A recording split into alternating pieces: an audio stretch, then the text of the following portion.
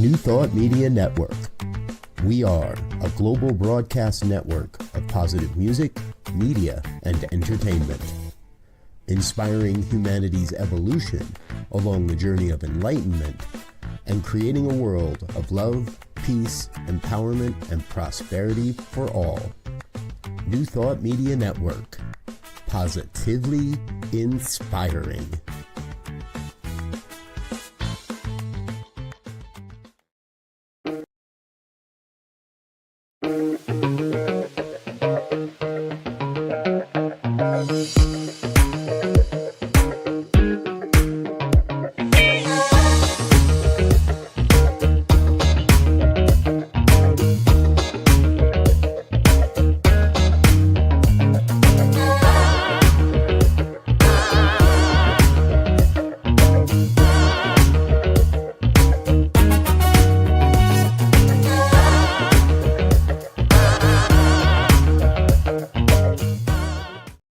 And hello again, dear ones. Dr. Robert with you over here.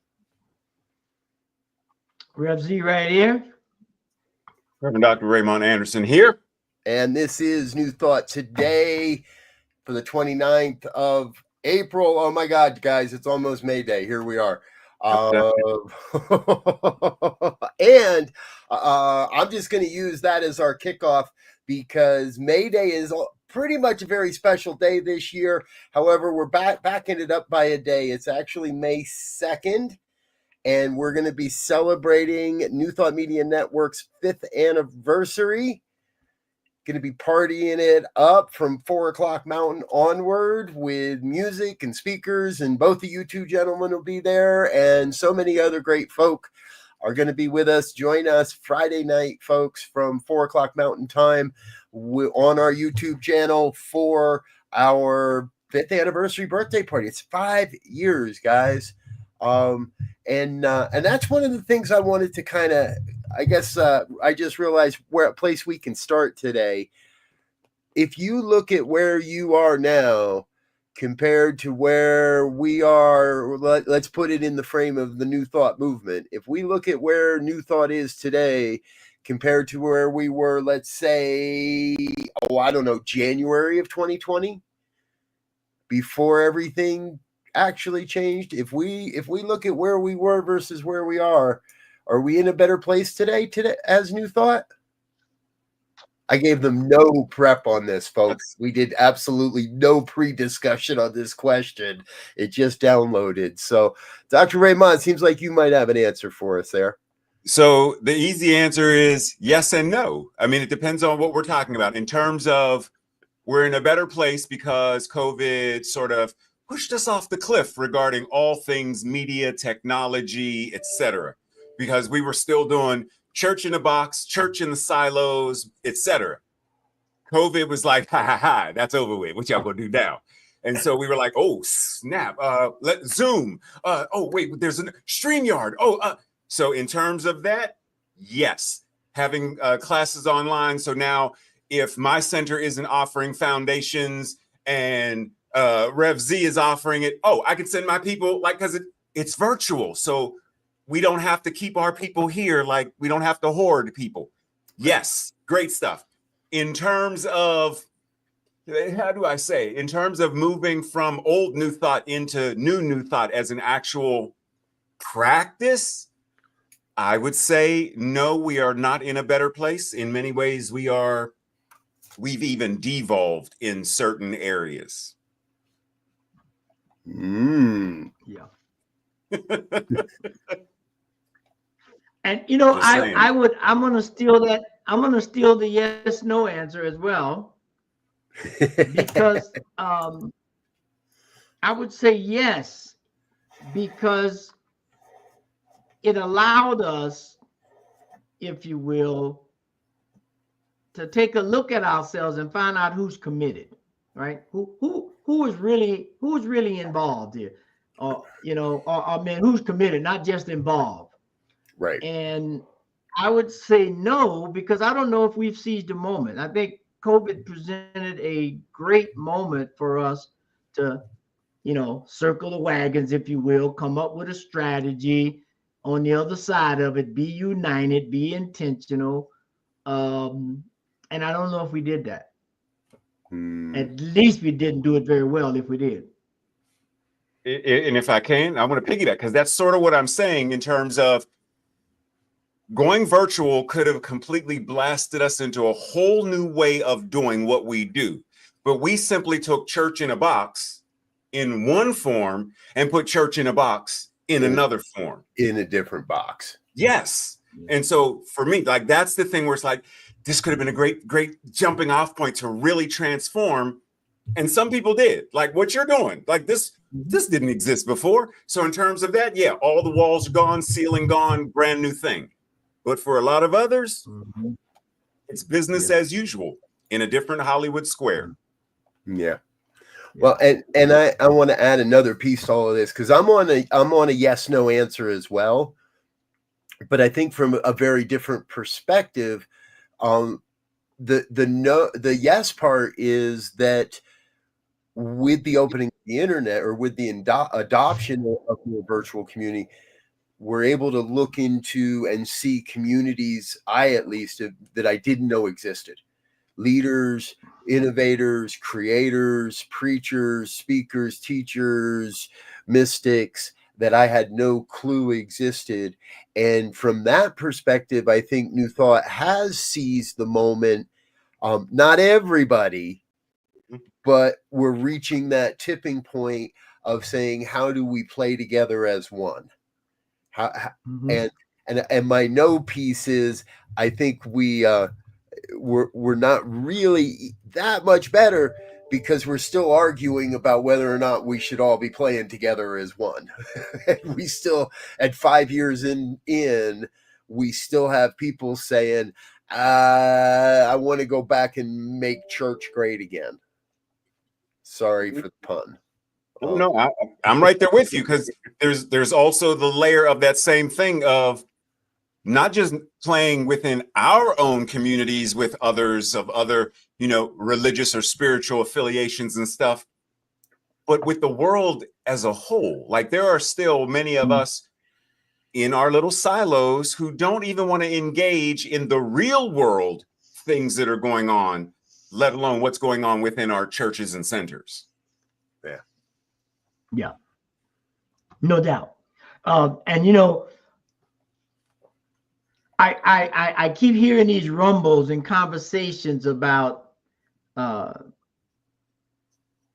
action items, if you will, for New Thought, in terms of, should we get involved in, ecological issues or social issues, or all these things that for some people, they view it as not a part of our teachings. But our teachings is not a religion. It's not, it is somewhat of a philosophy, but more than anything, it is a way of life. And when you look at something as a way of life, it is a total encapsulation of everything, because life includes everything. It includes the ups and the downs and the lefts and the rights. And so when I hear that conversation raising its heads, I'm like, are as they used to say in the football terms, are you in this to win it, or are you in it to get some notoriety? I mean,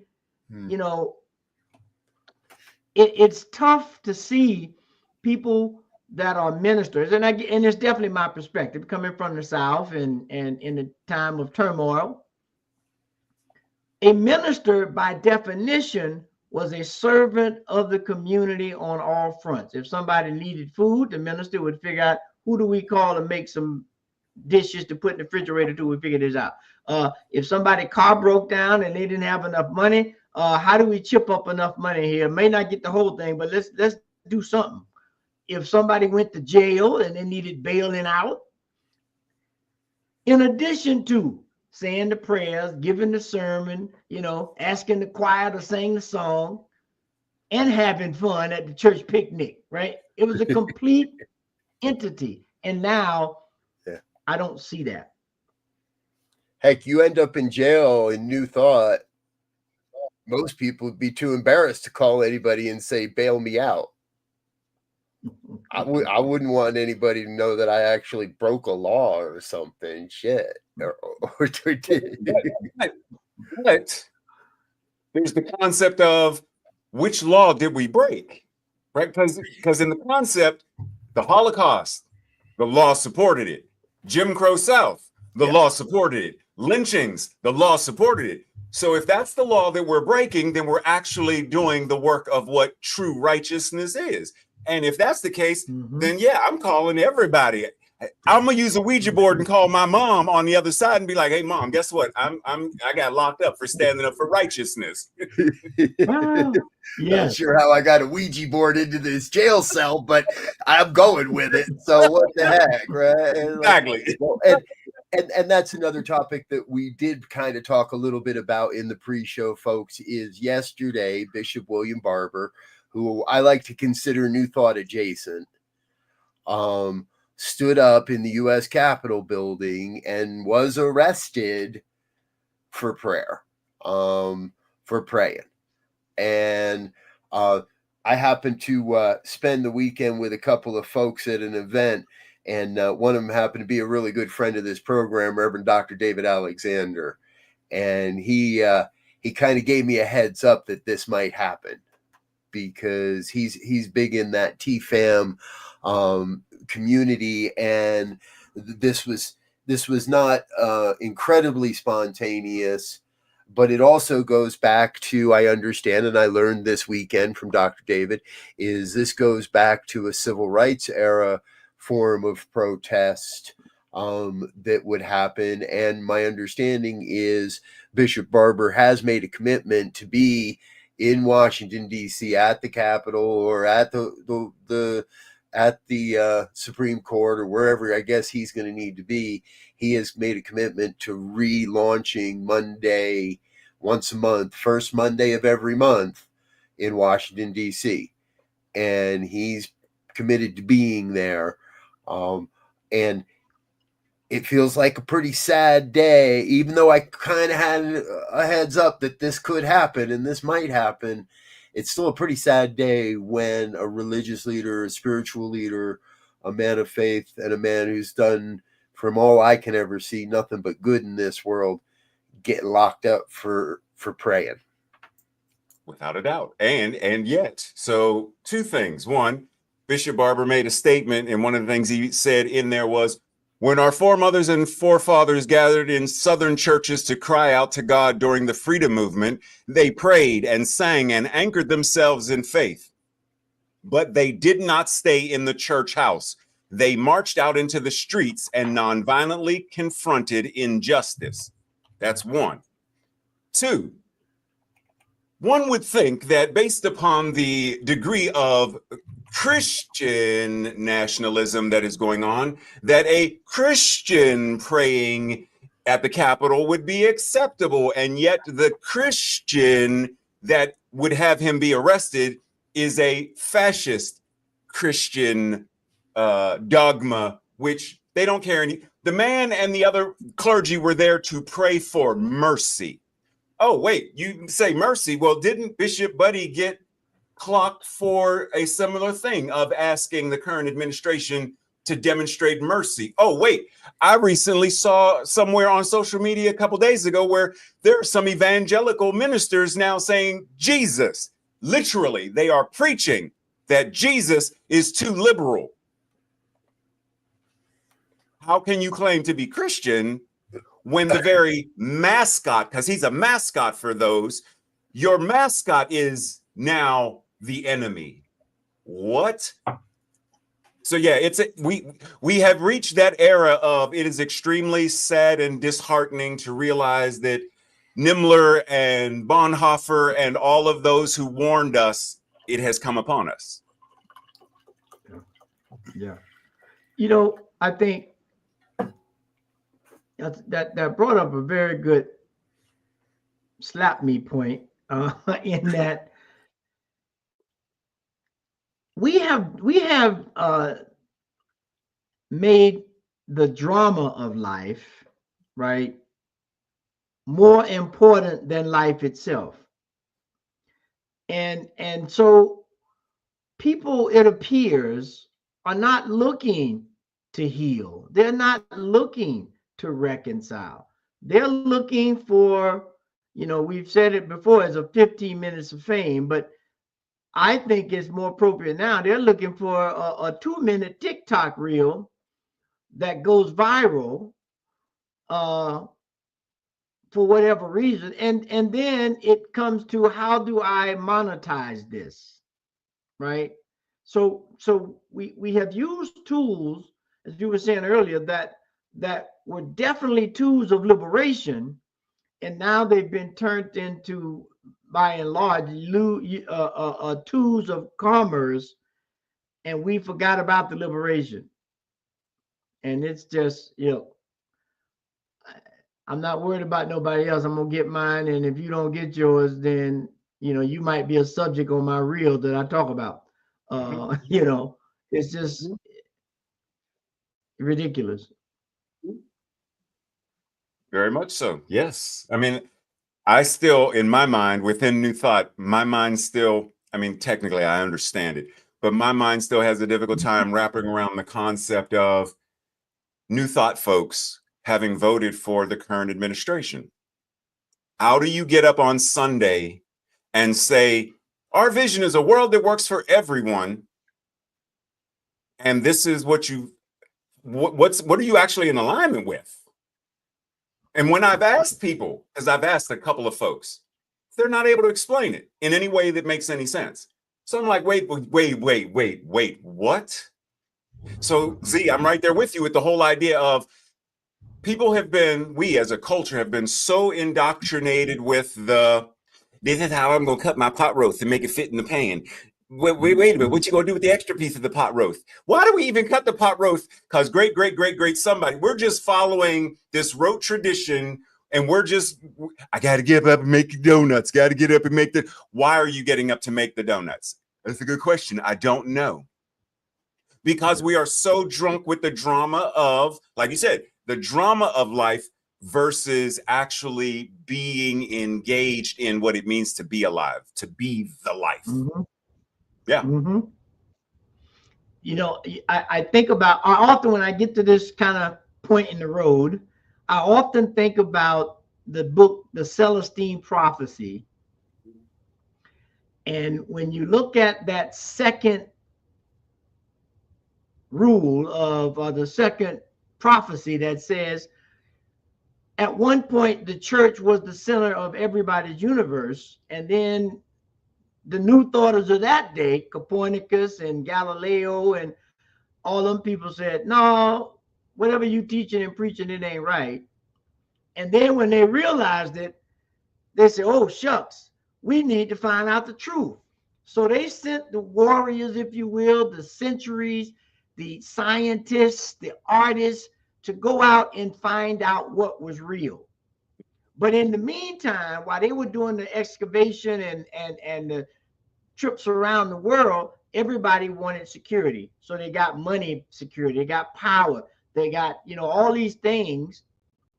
And now that the centuries are coming back saying, this is the key. New thought is the key. Meditation is the key. Neuroplasticity is the key. Quantum physics. And it all fits together with what you were told before, but it puts it in true context. But now we're so stuck on security, we don't want to hear that. No, I'm secure because I got my 2 houses and my summer home and my Jag, or I got my podcast or my TV series or whatever it is. And of course, that's not everybody. So this is a generalization.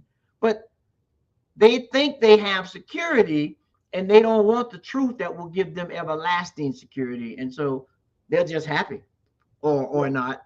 The same concept of the best way to reduce school shootings is to arm the teachers.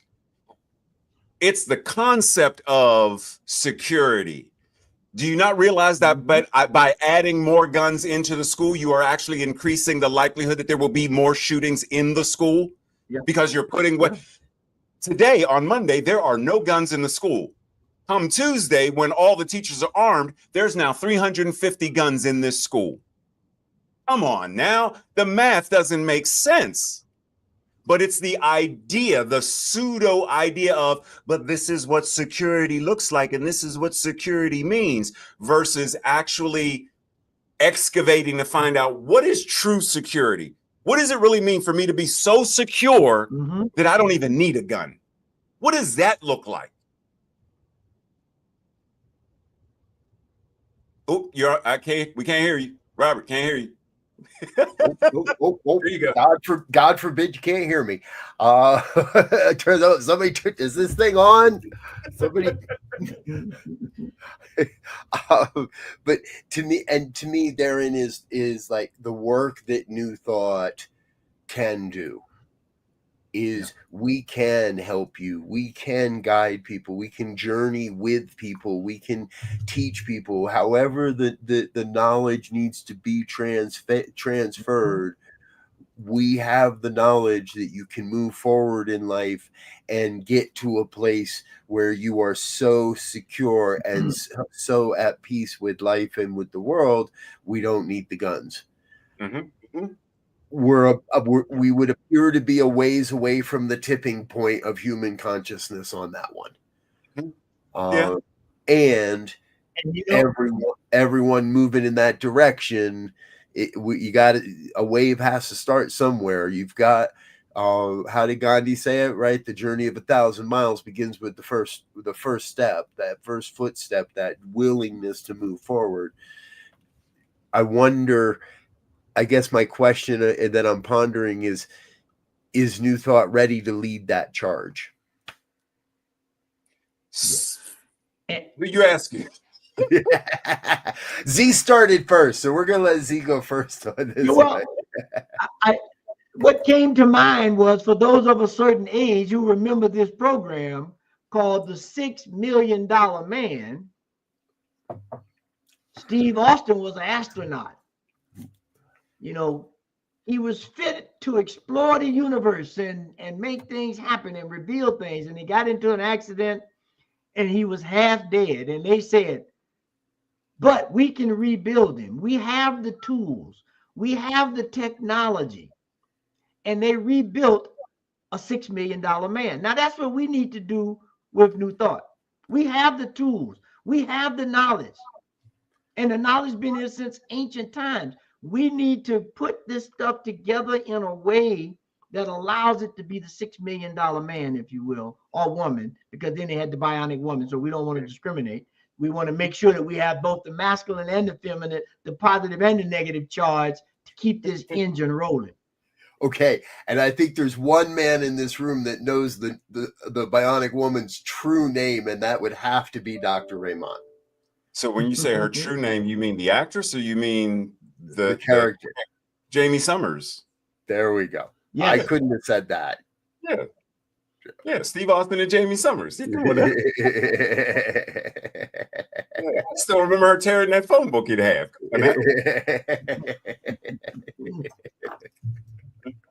Exactly. So is that what we need, Raymond? A new superhero?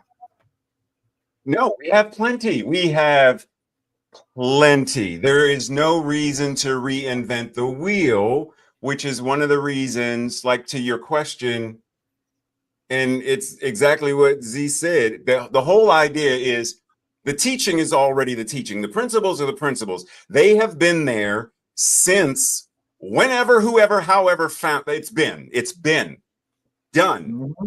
Okay. So then the question isn't, is this good enough? The question is, how am I applying this? Oh, so clearly I'm putting something in my mix in the ingredients for this cake because it's supposed to be a chocolate cake, but it tastes like pistachios for some reason. Let me go back and look at the recipe and follow the guidelines of how until I get, because that's where we're not doing. And if I'm honest, and the comments that are being made at this present moment do not reflect anything regarding New Thought Media Network, the creators or the founders of. This is strictly Rev Dr Raymont Anderson. If I am honest, there are ministers, we know it happens in Christianity. We know this. It's easy to get up there and proclaim the name of Jesus. And yeah, but Do you really? No, you don't live by. Okay. There are a lot of us, if we're honest, New Thought ministers who are good at speaking the speak, but not walking the walk. So we are quick to say, pray. We don't protest and we don't just prayer. Okay. But you claim to follow the teachings of Dr. Ernest Holmes, and it's treat and move, okay, wait a minute. You can't just put the flour and the nutmeg in the thing and just think it's going to turn into a cake. It says fold and sift and then put it in the oven. You can't just throw it in the bowl and start knowing there is only one God. I know that there is cake in front of me. Okay, why is it not? It doesn't work that way. It's and move your feet. The technology, the teaching, the knowledge is already pristine. We know it works. We know it. In the book, Sharif Abdullah wrote the book, A World That Works for All. The steps of how to go through the breaker consciousness and the mess. But how many of us are actually actively saying, because, this is my thought, one of the reasons we don't, which he outlines very clearly, in order to be part of the solution, you have to recognize how you have been part of the problem. Yeah. So I have to look at how have I, as a man, as a cisgender man, been part of the problem of toxic patriarchy? How have I, as a Black man, contributed to white supremacy? Like, I have to look at all of that and it's like, oh, shoot. Wow. And then get to work. That's painful work to do. Yeah. And in the short term, it's much easier to just vote for Trump and tell people to pray and lots of prayers and vote against our beliefs and our values. And I turn to this quote so often because it has taken on such a different perspective for me in the last few years. And that's when Holmes wrote that to desert the truth in the hour of need is to prove that we have never known the truth to begin with. Exactly. And I have seen a lot of ministers prove to me that make me question if they ever knew the truth to begin with. And dear listeners, that's our show. Take care. Goodbye. Yes, exactly. And you know, Holmes was dropping mics when he didn't have mics to drop. And you know, you made me think of, you know, it appears that we are some new thoughters, or a large majority of new thoughters, are looking for sunflowers and rainbows. However, we must acknowledge that to get the rainbows and the sunflowers, it has to rain. It may have to be a thunderstorm before you get either one of those rainbows or sunflowers. And so we know the teaching. There is a as they say in Star Wars, there's a balance in the Force if you don't let it get disturbed. And that means it takes both sides. It takes the as they say, the bitter with the sweet, right? We have all the metaphors that are clear for you to pick, no matter what your genre or mindset or perspective is. There is one in there that says this is a wholeness. You have to take the up with the down, because without up, down has absolutely no meaning. It only exists in relationship to up. And so we have to start living our life that way. And and move forward to create this world that works for all.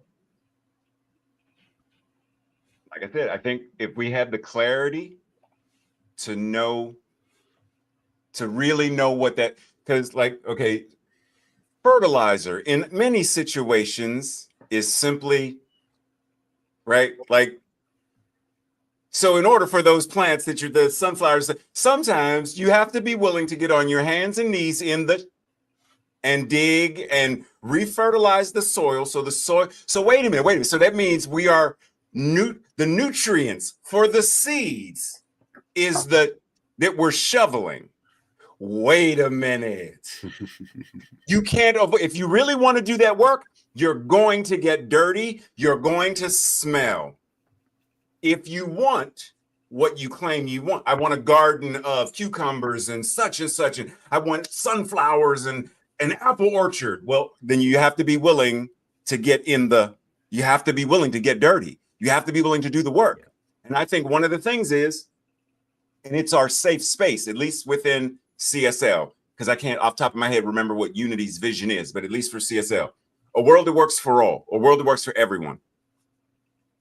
The average one of us have no idea what that means. Right. Which keeps us safe. Because if I don't know what it is, then I can't work to build it. But the moment I know what it is, the moment I know what it looks like, Robert said, hey, Ray, can you do me a favor? I want you to contact such and such, such and such. Their number is 1-800-CALL ME. And I'm like, who is that? And I'm not going to tell you. Like, okay, well, as long as I don't know, I can say, well, I couldn't find, or they didn't call. I can make up a story. But the moment Robert says, here, I'm going to text you the information. I'm going to text you the contact person. Here's a photo of their LinkedIn profile. I don't have a way out because now I have the information. And now it's a simple matter of, am I going to do what I was asked to do? As ministers, as practitioners, as laity, are we willing to do? Are we willing to do what it takes to be healthy and joyous and live in a democratic democracy of truly a world that works for all? Are we willing to heal whatever needs to be healed by, what do we say? There is nothing that needs to be healed, only truth to be revealed, which means that truth has to be acted upon. Are we really, really ready? Really to do that? It doesn't appear that we are. As a collective, because there are definitely pockets of, without a doubt. Well, and we're speaking from, as I hear you, the individual and the pockets, and the individual, yes.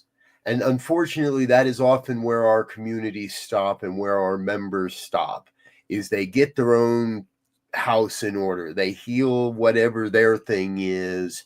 And we stop short. We might dabble in healing the community when it comes to our own spiritual center, right? CSL, wherever, unity of whatever, this independent, that independent.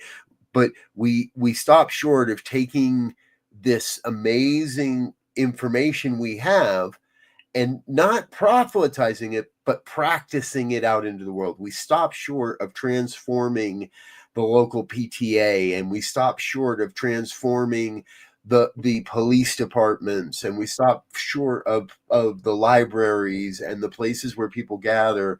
And I think that's a big part of the riff, if you will, the misunderstanding, the grinding that we're experiencing within New Thought, is from those that see that, understand that, want to move towards that more inclusive, systemic healing, that healing of the organizations, than those that just are like, well, I got mine, I'm good, Sunday, this is what I like on Sunday mornings.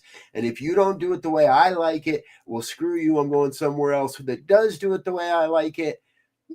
And that's spiritual consumerism. And we've spoken of that before. So we're at a unique place. I think directly to what you're saying there, Dr. Raymont, are we willing? Back to a yes, no answer. Yes, and there are some that are definitely a hard no on that question. Not on this network, I hope, but yeah, I mean, I think it's no different than anything else in our lives in general. Like, if we really were to have a reality TV show for every single one of us, how many of us would actually, during those moments that we forget the camera's there, they were like, oh snap, did you watch the episode where he sat down and he ate 3 dozen donuts and then got up on Sunday talking about boy, hush, you talk great. Like, what would people see us living the principles, not just in terms of 1, 2, and 3, Am I living the principles of new thought? Am I living the principles of new thought regarding my health and well-being? Am I using the principles of new thought regarding my relationships, regarding my finances, regarding every area of my life? All of the places that intersect should be woven with the spiritual principles of this teaching that I claim I practice as a way of life.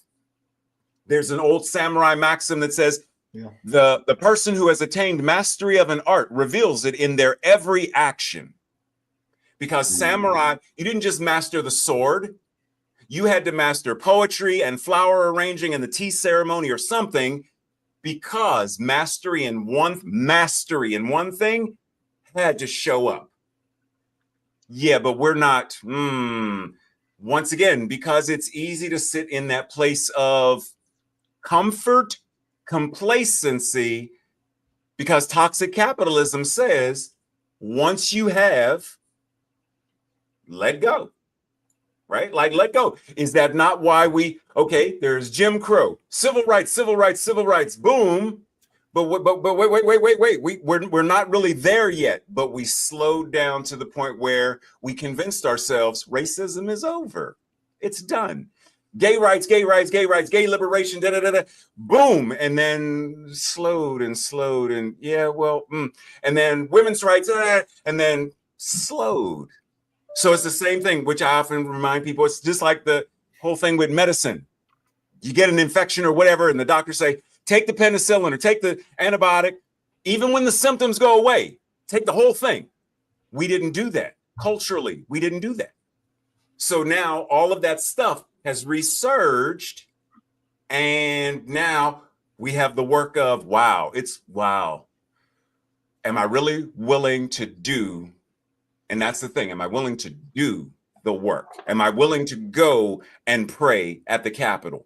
Am I willing to, maybe I can't get to the Capitol in DC. Can I go to my state capitol and do? Am I willing to do that? Whatever that thing is.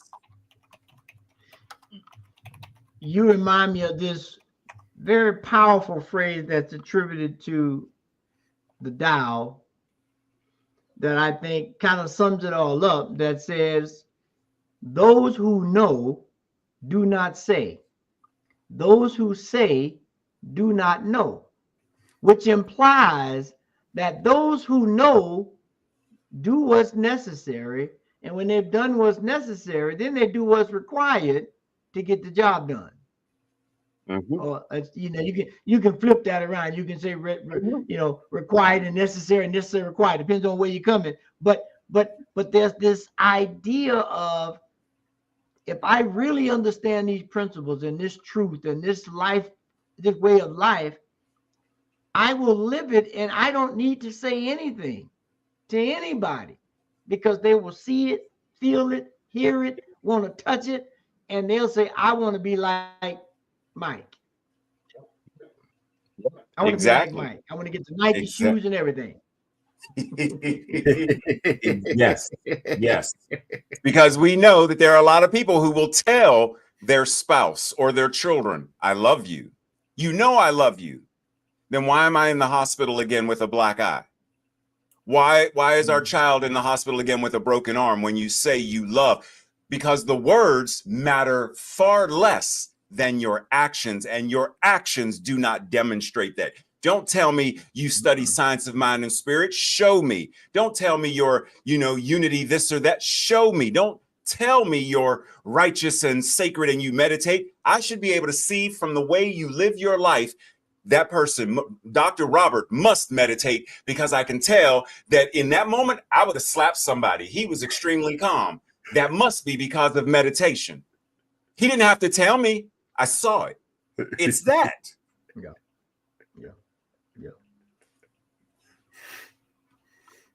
Reverend, I love it. Folks, we're going to take a quick break because we haven't, and that means we've been having so much time. We should have taken a break a little while ago. So guess what? We're going to do 2 breaks in one, and it's still only going to be 2 minutes.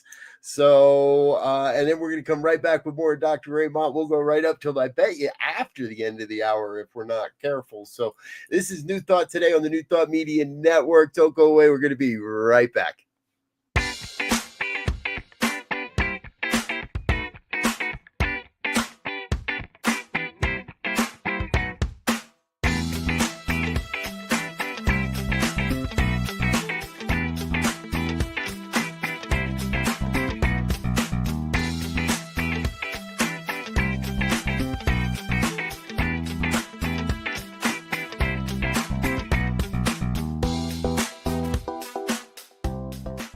Please help us say thank you to our organizational sponsors, including the Hefferland Foundation, Affiliated New Thought Network, International New Thought Alliance, Science of Mind Archives and Library Foundation, Center for Spiritual Living Denver, Center for Spiritual Living Midtown, New Thought Philadelphia, Planned Happiness Institute, Summit Center for Spiritual Living, One Heart Retreats, Center for Spiritual Living on the Lake, Unity Kitchener, Unity Spiritual Center Ottawa, Om Center for Spiritual Living, Satya Center, Begin Within Ministries, Center for Spiritual Living North Jersey, Unity of Savannah, and the Center for Spiritual Living Seattle, as well as all of our individual donors. Thank you for being part of the New Thought Media Network. Please like, share, and subscribe. New Thought Media Network, positively inspiring. Yes, yes, yes. Thank you, thank you, thank you to all of our organizational sponsors and individual donors for making this network possible, for allowing us to bring this message out into the world and help share the New Thought message with the world. And, you know, I want to, before we dive back into it, guys, we really ought to talk just a little bit more about Friday night. And remind everybody a little bit more about Friday night. We're going to get together for our 5th anniversary celebration. You see a whole bunch of pictures up there of a whole bunch of people that are going to drop in. We're going to be visiting some of the musical highlights from our first 5 years, as well as perhaps doing some throwback interviews with folks. So if you want to see what Raymont looked like 5 years ago, we might have that video. I'm not sure. We're going to have to go back and look in the archives. But I can guarantee I can show you a video of Elzia and I from 5 years ago, and that's going to be a lot of fun too. So join us Friday night anytime between 4 and 10 p.m. Mountain Time on our YouTube channel. Facebook folks, come on over to YouTube for the night so we don't break any of the Facebook rules, as it were, by doing what we're doing here with this one. So join us. And back into New Thought Today, Raymont, you know, we normally spend the second half of this program looking at, okay, we've got a lay of the land, and what do we do now? What's that future vision? And if you were to grab your crystal ball or at least do a meditation or a visioning or something to that. Oh, yeah, that's right. You've got the Ouija board. I forgot about that. What do you see as the future, and how do we get there? Good question. Thank you. So for me, well, like one of the things that I often reference is starting at the end. Like when I'm creating a piece of artwork or a performance or whatever I'm doing, I think about, what do I want my audience to have? What do I want the takeaway to be? Because otherwise it's just me getting up on stage and performing. Well, that's masturbatory then. That's for my enjoyment. That's not for them. So if I get up there with the audience member in mind, then I'm sharing and I'm offering and I'm giving. So starting with the end in mind, what do I see, or what do I desire New Thought to be? What is it offering to the people on the planet, etc.? And then reverse engineer it and say, okay, so how do I play a part in whatever that is? So to more directly answer your question, for me, it's connecting with more people so that the conversation gets bigger and bigger. Because the more we create that critical mass, it's the same thing as we'll take Dr. King. So initially in the civil rights movement, there were little tiny little pockets of. And then once he became, in essence, the spokesperson for that particular branch of civil rights, right? Like not Stokely Carmichael and like not like just specifically King. Then the masses came. The masses came because the prophet was there. So if we gather that critical mass of prophetic visionaries, prophetic thinkers, prophetic creators, create that critical mass, then those other, for lack of a better word, conservative, or as Dr. King called them, those moderates who simply want to just thoughts and prayers and that will change the world. Yeah, okay, y'all, they'll fade into the periphery because their voice, while still important, won't be the guiding force that is changing culture and society. So for me, it's building these connections like what we're doing here. How do we build these connections? How do we connect with the audience? How do we give the audience resources? And how do we connect and build from there? And how do we speak up? Okay, I'm gonna go there. So please. Yes. How do we develop the courage, dare I say, I don't know, courage, vulnerability, whatever. How do we develop that ability to stand in truth so much? Goes back to the Dr. Holmes quote that you mentioned, that we know what it is, that we practice it no matter who we are speaking to. So that if one of our colleagues says, they show up with their red hat and they're like, yeah, are we willing to say, just so you know, that yes, we are welcoming, well, yes, welcoming and open, yes, but that as a symbol, not here. No, that is not welcome. You're welcome. That's not. And I've had people say to me, but Ray, if somebody walked up to you wearing a Klan hood, am I going to just say, oh yeah, come on in, welcome to the Center for Spiritual Living, such and such and such? No, I'm not, because I know how that's going to resonate with the people in my community. That clothing is not welcome here. You, as a divine incarnation of God, that I now know what you believe, you're still welcome here, because my hope is that you will be healed and you will set those robes on fire. However, are we willing to speak not truth to power, because it's not actually power? Are we willing to speak truth powerfully to those who wield the reins of pseudo power, even within our movement? So you're welcome here, but leave your hood at the door. Yeah. I mean, in essence. In essence. Yeah. Yeah.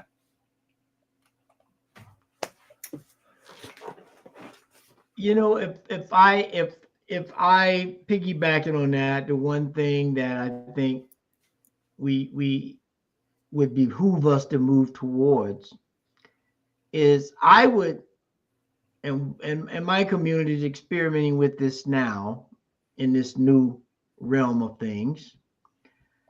And that is, we need to pick, or it would behoove us to find that one thing that we're good at, or that one thing we're known for, and do that.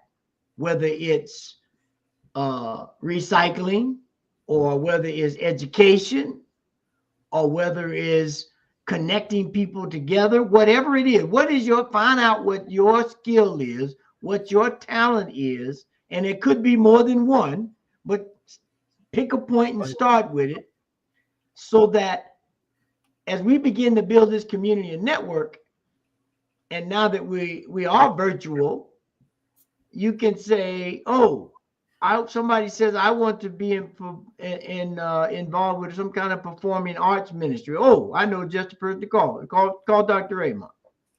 Right? Boom. And not be afraid that if that person says, well, okay, great, I think I like Reverend Raymont better than you, not in a negative term, but he feeds me, then hey, blessings. Because the idea is for you to feed so that you grow, not to feed and then not get enough nutrients so that you can grow or help sustain somebody else. And I think as a center and as individuals, we have to find, as Dr. Tracy Brown said, well, find what's ours to do and then do it. Yep. I don't think either of you will argue with me when I say that one of the greatest things we lost with the pandemic is any sense of ownership of human beings. If it hasn't struck any leader yet, it will. That there was far too much talk of the ownership of people, my people, and what do your people want, and you know, and we were, as we've spoken about, we were afraid to let our people go to your church to learn something, even though we are all one and we're all in this together. And it was kind of taboo because we still have an underlying belief in ownership of people, and that is something that still needs to be addressed and healed at a systemic level. And I understand there are plenty of people in New Thought that have healed that at that consciousness in themselves, but those individuals have not yet reached a tipping point within the New Thought movement. And I hear that kind of language even today, and it slips out of my mouth every so often, and I'm just embarrassed to all get out, because I'm generally the one sitting here going, no, we can't do that anymore. One thing, yes, 1000%. And another layer is it the people, or is it the concept of the dollars that the people represent? Right? Because if it's just the people, then it's like, cool. But if I address it, as you just said, if I address that, well, they're not my people, they're da-da-da. Okay, cool. But if I'm not going to that underlying thing of, it's really not them, because I really don't care about them. I care about their purse strings, which is one reason why I let a lot of them dictate how I do ministry, because I don't want them to take their ball and leave. So it's really about, takes us all the way back to that idea of, it's how we have allowed capitalism to infiltrate theology and politics and. So we hoard people because each person's head represents a certain number of cattle, certain pounds of salt, etc., etc. We don't value them for them. We say we do, but by our actions. Yeah. And am I allowed to throw a monkey wrench in here? It's a real one. It's a real monkey wrench. And I mean, if we just look at the process of what happened to Shedeur Sanders during the draft, who by all of their own reviewers and advisors stated that this was the best quarterback coming out of the draft, potentially one or two. All the stats, he got the Johnny United Award, he got offensive player of the year, all of these accolades, broke these records. And they're saying because he was confident, although they call that something else, and he's assured of his skills. Well, it's confident. I was gonna say, it's confident if you're a white man. It's cocky if you're a black guy. Exactly. And they tried to demean him and debase him and humiliate him as a result of that. Just basically what they used to say, stay in your place. Now, there are always mitigating circumstances. You know, could A took a different course? Could B said something different? Yes, all that's definitely on the table. But at the end of the day, if I'm looking for the best man or woman, and depends on the case you're in, to do the job, that's who I'm going to get. We can work through, you know, like they were saying, if a person, there was no criminal, there was nothing, I can work with all of that. And that's where we are right now, I think, in terms of our movement. People who are making a noise or speaking out about things that are unjust, things that are misaligned with the very principles that we say we uphold, then there's a miscarriage of justice taking place, or you don't believe what you say you believe. Yes. You all know I'm not a huge football. I don't follow football all that closely, and I pay a little bit of attention. But truthfully, I hope the man rubs it in the nose of every one of those white pompous son of a bloop, bloop, bleep, blop, bloop, blop. Somebody hit the buzzer button, because I'm rooting for that man more than ever. And no matter what your thoughts of his father, his family, their attitude, their perspective, they're human beings, and I'm rooting for him now. Well, it's the same thing we given the see with state of on with Ryan Coogler. Like right Yeah. now, he's going through a very similar thing with as much money as he made from this movie, it's being downplayed by a lot of people. Whereas when a white director did a similar movie way back when that didn't do this well opening weekend or whatever, it was like, oh, and praise and accolades. No one was talking about the bottom line and will it break even or whatever. So what's going on? Like, same concept. Yeah, and when you look at Shadur, when the 47th administrative leader sends a quote saying this is bad, now so I'm sure there's some self-servingness in there, but he doesn't put stuff out that he doesn't want to be associated with himself. For him to say that, what are y'all doing, as a former football owner in the UFL who understands the game at least somewhat, that should be telling enough. And with the movie, I haven't seen it yet, but I might go tonight. See, you didn't. I might go tonight right now. I'm the white guy. I don't know what we're talking about. What's the movie that I'm missing out on here? So Ryan Coogler's new movie Sinners, starring Michael B. Jordan. Okay, Sinners. I have not. I don't pay an awful lot of attention to what's in the cinema as well, so I have to trust you guys to tell me what to go see. It's a multi-layer. Yeah. Okay. Right on. Yes. Maybe I think we need Dr. Raymont's monthly top 10 cinema tips. Like once a month you come on and we'll do a 15-minute rundown of your top 10 movies of the past month, why we should go see them. You get a minute per movie. That's 10 minutes of time. We throw in a commercial, an intro, a thank you, and a goodbye. You got a new product there, my friend. Well, no, here you go, Raymond. I can do one better. We can put you to work. Yeah, let's you and I get together and do a cinema, because I went to see, since we're there, and I'll give this real quick. I went to see the movie Accountant 2. And we could have a full-on conversation about what is taking place in any arena in life based on that movie. From a spiritual, metaphysical perspective, it was off the chain. Yes. That's what I tell people.